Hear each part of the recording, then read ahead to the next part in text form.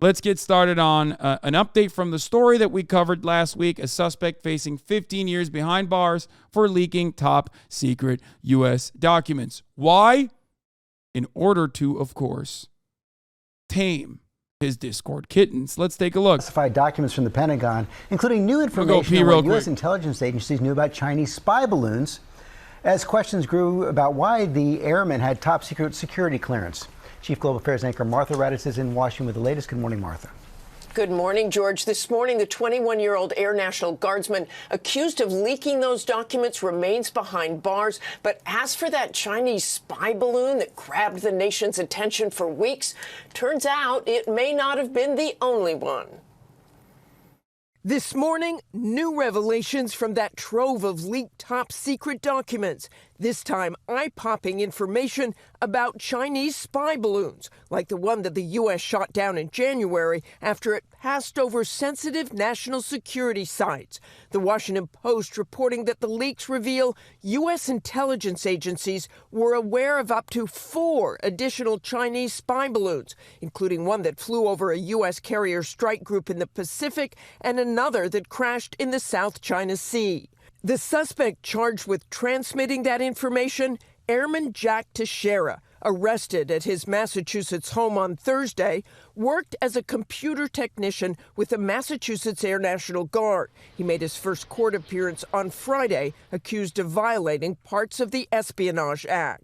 Teixeira had high-level top-secret clearance, which the Pentagon has said was needed to do his job. But lawmakers from both sides of the aisle are demanding more answers. We need to know the facts. We need to know who this airman was, why he felt he had the authority or ability to show off confidential documents, secret documents to his friends. The system failed. This is a major failure. Some people need to be fired over this. Meanwhile, Secretary of State Antony Blinken arriving in Japan for a G7 summit, trying to calm allies. What I've heard so far, at least, is an appreciation for the steps that we're taking, and it's not affected our cooperation. I just haven't seen that. But there is no question a leak like this is damaging, not only revealing secret information, but in some cases the sources and methods used by the intelligence community to obtain it. The president and the Pentagon have now called for an extensive review of how secret information is stored and who has access to it. Robin? A lot of people want answers to those questions. All right, Martha, as always, thank you. Hi, everyone. George Stephanopoulos here. Thanks for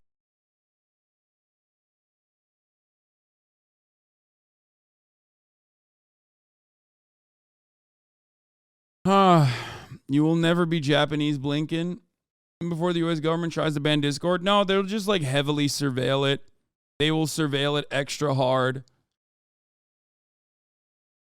I think that's what's going to happen. And that's not a bad thing, I guess, if you're surveilling right-wing Discords. But of course, it's probably not going to happen. They're going to surveil, random-ass Discords that they weren't surveilling already, I think.